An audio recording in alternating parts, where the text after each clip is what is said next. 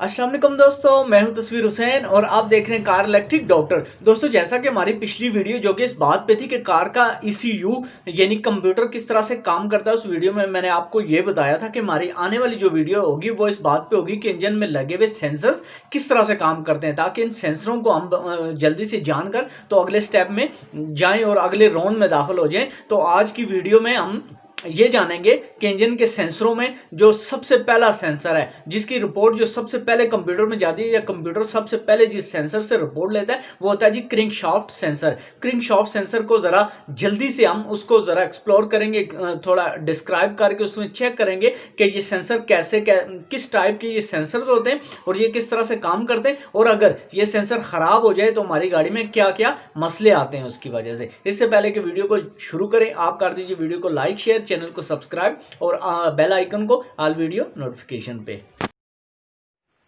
दोस्तों, car-electric-doctor.com हमारी website है कि जिस पे आप घर बैठे अपनी गाड़ी के लिए कोई भी चीज घर बैठे ऑर्डर कर सकते हैं। उसमें सिक्योरिटी सिस्टम हो, सेंट्रल लॉकिंग हो, चोर स्विच हो, या फिर कोई भी LED लाइट हो, डैशबोर्ड पे लगने वाली लाइट्स हो, या फिर मीटर, आपकी गाड़ी में लगने वाली मीटर प्लेट्स हों, या मुकम्मल मीटर या सिक्योरिटी सिस्टम में से कोई भी चीज आपको घर बैठे आप ऑर्डर कर सकते हैं। ऑर्डर प्लेस करने के लिए विजिट करें car-electric-doctor.com। दोस्तों, ये जो कार का क्रिंकशाफ्ट सेंसर होता है, यही वो सेंसर होता है कि जो सबसे पहले जब भी हम गाड़ी को स्टार्ट करने के लिए सल्फ की तरफ चाबी घुमाते हैं तो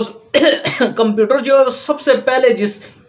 सेंसर से रिपोर्ट लेता है वो होता है हमारा क्रिंकशाफ्ट सेंसर। क्रिंकशाफ्ट सेंसर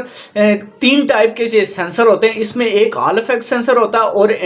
दूसरा जो होता है वो इंडक्टिव टाइप सेंसर होता है, और तीसरा जो होता है वो ऑप्टिकल टाइप सेंसर होता है।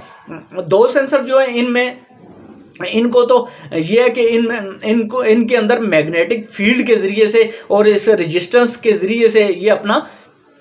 जो रिपोर्ट है वो कंप्यूटर को भेजते हैं। जबकि दूसरे टाइप का जो होता है वो उसमें क्या होता है कि उसमें तीन चीजें इन्वॉल्व होती हैं। एक होता है उसका स्लॉट व्हील, उसमें दो किस्म के थोड़े थोड़े फासले पे सुराख होते हैं, यहाँ सुराख इस तरह करके पूरी वो जो प्लेट होती है उस पूरी में सुराख होते हैं। और दूसरा उसका होता है जी लाइट सोर्स, यानी कि वो लेजर लाइट फेंकता है आगे। और तीसरा जो उसका आता है वो फोटो डियोड, दो किस्म के फोटो डियोड आगे लगे हुए होते हैं, और इधर आपका वो प्लेट लगी होती है, पीछे उसका लगा होता है लाइट सोर्स। वो लाइट उस प्लेट के अंदर से चूंकि वो घूमती है और वो लाइट उसके अंदर से फायर होती है, और वो कभी लाइट आपका फोटो डायोड पे पड़ती है, कभी इस पे, कभी इस पे, कभी इस पे। और इससे ही कंप्यूटर ये अंदाजा लगा लेता है कि इस टाइम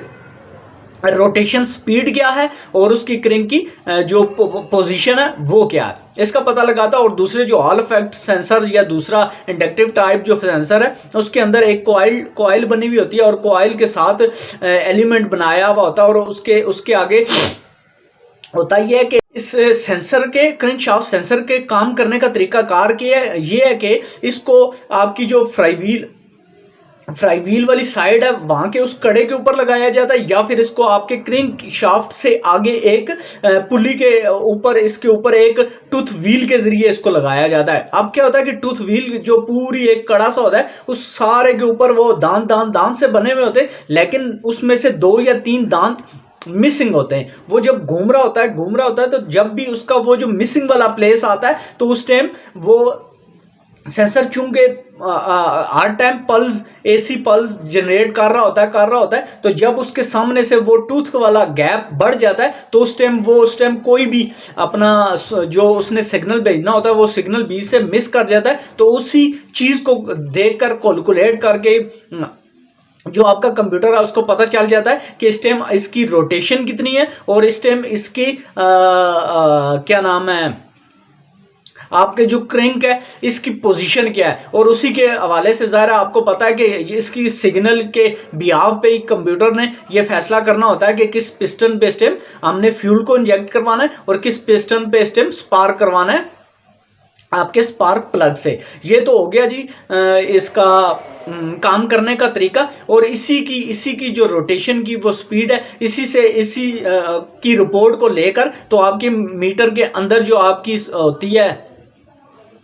आरपीएम सेंसर, आरपीएम की जो सुई वो काम कर रही होती है, जिससे आप पता लगाते हैं कि इस टाइम कितनी स्पीड पे हमारा इंजन की रेस जो है वो कितनी है। तो आरपीएम स्पीड को भी इसी ने मैयर में, इसी की रिपोर्ट जो होती है उसी पे आपका, कुछ गाड़ियों में तो डायरेक्ट यहाँ से वायर लेकर तो मीटर पे चली जाती है, और कुछ गाड़ियों में कंप्यूटर से हो गए तो वहां पे जाती है। ये हो गया। अब तीसरी बात जो है वो ये है कि अगर ये खराब हो जाए तो इसकी वजह से क्या क्या मसला आता है। तो सबसे पहला जो मसला आता है, आपकी गाड़ी स्टार्ट नहीं होती, क्योंकि जब आप गाड़ी को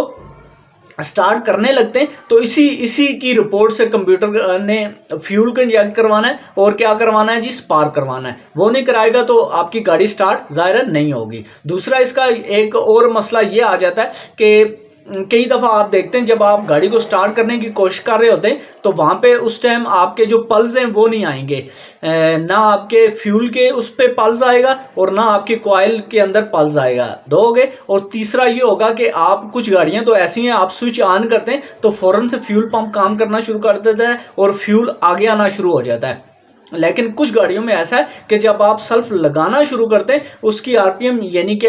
क्रिंकिंग शुरू होती है, इंजन घूमना शुरू होता है, तो उसके बाद फ्यूल आना शुरू होता है। वो इसी वजह से आ रहा होता है कि जब आप गाड़ी का सेल्फ लगाना शुरू करते हैं, इंजन घूमना शुरू होता है, तो वहां से वो जो क्रिंक सेंसर का सिग्नल है, उस सिग्नल को यूज करके के तो फ्यूल पंप को ऑन किया जाता है और फ्यूल आगे आना शुरू हो जाता है। तो अगर आपकी गाड़ी आप स्टार्ट करने की कोशिश कर रहे हैं, स्टार्ट नहीं हो रही और फ्यूल भी आगे नहीं आ रहा, तो इसका मतलब ये होगा कि आपका क्रैंक शाफ्ट सेंसर सही तरह से काम नहीं कर रहा, ये चीज होगी। और कभी कभार ऐसा भी होता है कि ये गर्म होके बाज़ टाइम काम छोड़ता है, तो आप गाड़ी चला रहे होते हैं अचानक, तो ये गाड़ी आपकी बंद हो जाती है। थोड़ी देर आप उसको खड़ा करते हैं, गाड़ी थोड़ी ठंडी होती है, फिर आप सेल्फ लगाते हैं तो आपकी गाड़ी स्टार्ट होना शुरू हो जाती है। तो ये जी छोटी सी और डिस्क्रिप्शन दी आपके क्रैंकशाफ्ट सेंसर की। इसी तरह की शॉर्ट सी डिस्क्रिप्शन आएंगी आगे आने वाले सेंसर, जितने भी सेंसर है इंजन में लगे हुए, उनमें कैमशाफ्ट सेंसर हो, आपका मैप सेंसर हो, एयर कूलिंग टेम्परेचर सेंसर हो, या फिर एयर टेम्परेचर सेंसर हो, या फिर आपका आरपीएम सेंसर हो, इस तरह की जितने भी सेंसर है उन सारों को शॉर्ट से जल्दी से डिस्कस करेंगे और फिर हम दाखिल हो जाएंगे अगले स्टेप पे। और अगर, क्योंकि यहाँ से अभी हमने आगे बढ़ते जाना है और हम पीछे के छोटे छोटे मसलों को अपनी वीडियोस में डिस्कस नहीं करेंगे, हाई टेक्नोलॉजीज के बारे में बात करेंगे। आने वाले जो वीडियोस होंगी उसमें ज़्यादा आगे की तरफ जाएंगे। तो मैंने एक और चैनल बनाया, जो नए लोग हैं, जो नए इस काम में आए, कहीं काम सीख रहे हैं या उनको शौक है गाड़ियों का, लेकिन उनको शुरू की बेसिक जो चीज़ें उनका भी अभी पता नहीं है, तो उनके लिए मैंने एक और चैनल शुरू किया जिसका नाम है कार EFI इलेक्ट्रीशियन। तो उसका जो लिंक है वो मैं डिस्क्रिप्शन में दे दूंगा, उस पर क्लिक करके आपने चैनल को सब्सक्राइब भी करना है और उस पर देखना है, और उस पर बेसिक जो चीज़ें उसके बारे में वीडियोस आएंगी। और आने वाली उसमें इंट्रोडक्शन वीडियोस भी आएंगी सेंसरों के बारे में, उनकी वायरिंग के बारे में, वायरिंग के छोटे छोटे मसले के बारे में, उन सारी चीज़ों की वीडियोस आएंगी हमारे कार EFI इलेक्ट्रीशियन जो हमारा चैनल होगा उस पर। उसको भी सब्सक्राइब करना आपने, देखना है। तब तक अल्लाह हाफिज़।